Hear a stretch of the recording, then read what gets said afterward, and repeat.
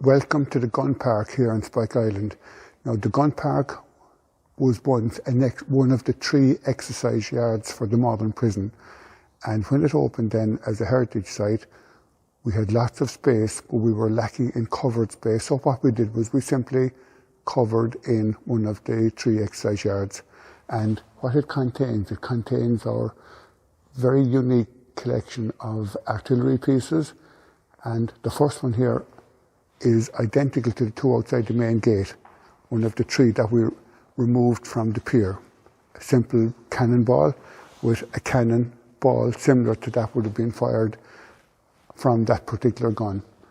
The next one then is a unique piece. It's also a cannon, but it's a rifled cannon. And what that means is that there's rifling inside in the barrel. The shell had still to be loaded down through the breech, but the rifling in the barrel meant that when the shell came out, it was actually twisting on its axis, which made it more accurate. And this particular ginormous gun was buried on Spike Island just outside the main gate, and it was excavated back in the mid-1990s. It had a very interesting history in the sense it was given to the army. They passed it on to somebody else, and so it came back to Spike in a very roundabout way. In order for the guns and the harbour then to operate on a 24-hour basis, the harbour had to be lit up. And here we have one of the giant searchlights. Now, the searchlights would be more common as anti-aircraft, part of the anti-aircraft defence. So these were anti-aircraft searchlights that were originally coastal defence searchlights. Defence Electric Light, DEL would be their official title. And they were burning two carbon rods were being burning on a DC voltage. So there was no massive bulb.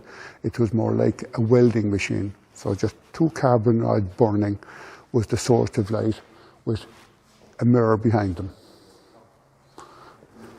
Now, the next gun then is identical to the ones that were above in the saluting battery, except this one has a gun shield, which makes it a very rare piece.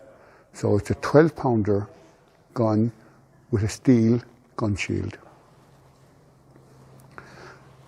The next size up then in coastal defence from the 12-pounder would have been the 4.7 inch.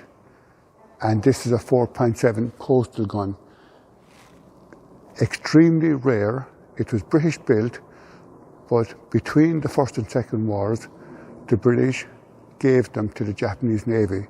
And of course then between the British and the Japanese, they proceeded to sink all the Japanese vessels that had these 4.7 guns.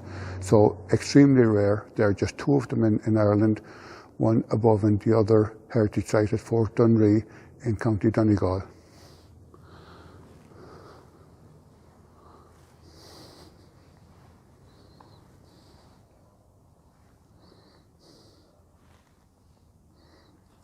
Now, all of these guns then, the larger ones from the 4.7, the 6-inch, two of which are on Spike Island, and the 9.2-inch guns, they were, first of all, indirect fire weapon. And in a lot of cases, the crews could not see their targets. So this is where the battery observation post came in. The battery observation post was manned by officers and NCOs that could actually determine through triangulation where the target was. They then had to determine its direction and speed and calculate then the range and elevation of the guns. So this was very much the brains behind the coastal defence. And the coastal defence battery observation post on Spike Island was on Bastion 3, but because quite a lot of our visitors couldn't physically get there, we brought the battery observation post in here to the gun park so we can actually explain the purposes of the battery observation post to our visitors. We just moved to this one then. This is an L60 Bofors anti-aircraft gun. And why that's next in the chain, when coastal defence became obsolete, it was quite late in the Irish Defence Forces. The Army Reserve used them until the 1970s.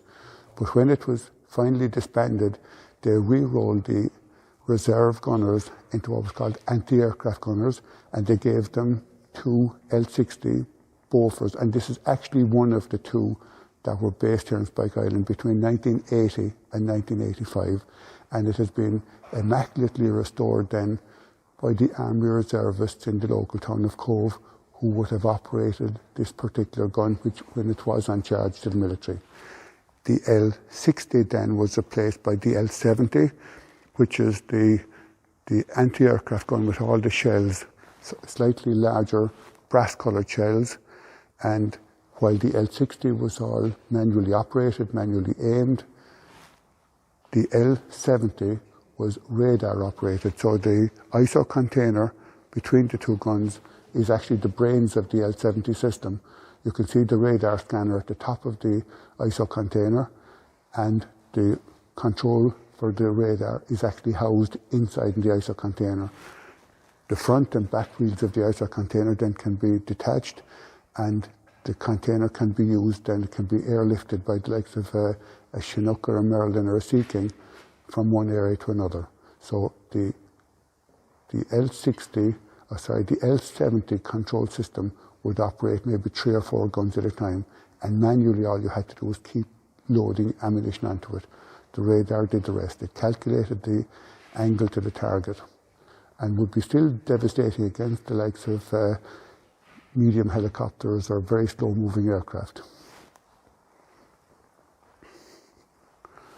Now, in the other types of guns then that we have here and shown in the gun park, the light coloured one is an 18-pounder gun dating back to the First World War. The only difference is that in the First World War it would have had timber cartwheels, but for pulling by road then, the Irish put these steel wheels with the rubber tyres on it. The 18-pounder then was replaced by the 25-pounder, which is again magnificently restored here on Spike Island, and that would have been a field gun and also a weak anti-tank gun during the Second War. The tanks became too powerful. The 25-pounder couldn't destroy the German tanks, so the Allies invented and produced a 17-pounder anti-tank, which is the next one, and was capable of destroying any known German tank in the Second War. And the reason we've left that colour, we didn't want everything olive drab in here. That's the colour that it would have been painted during the desert campaign, because both the 25-pounder and the 17-pounder would have seen action in the Western Desert during the Second War. The last gun that we have here then is an L-60. It's grey. It's identical to the L-60 Army, except the Army one is green and has wheels. This one is battleship grey, and it was bolted onto the deck of a number of the Irish naval vessels. And the L-60 in the naval service was replaced by the L-70 in the naval service, and we're awaiting delivery of one of those. Now, I did mention that the gun park was once an exercise yard, and if you just look on the wall here on the western side and actually on the eastern side, you can see the outline of the goalpost, because inmates would have been held in the adjoining northeast casemates, and this was their exercise yard. And of course, one of the main pastimes out in the exercise yard was playing football.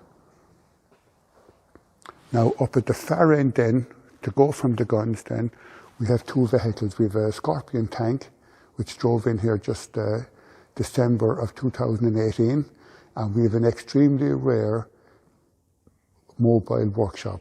It was used by the Defence Forces during the 40s and 50s when they had heavy tanks. If a tank broke down, you couldn't lift it, you couldn't tow it, you actually had to bring the garage to the tank. So this is the mobile workshop, and on board it has a forge, it has a lathe, drill, electric hacksaw, just all of the main items and the main piece of equipment for a mobile workshop. And it was accompanied by a bus which had been converted as a stores. So if one of the heavy Churchill tanks broke down, the garage and the stores and the personnel went to where it was broken down and then had to repair it so it could move again under its own steam. There are 2 small guns up there then. There's a ground 90 anti-tank rifle, which is a recoilless rifle. It's an infantry weapon. And then you have a 120mm mortar, which is an artillery weapon. and that's the sum total of the items in the gun park.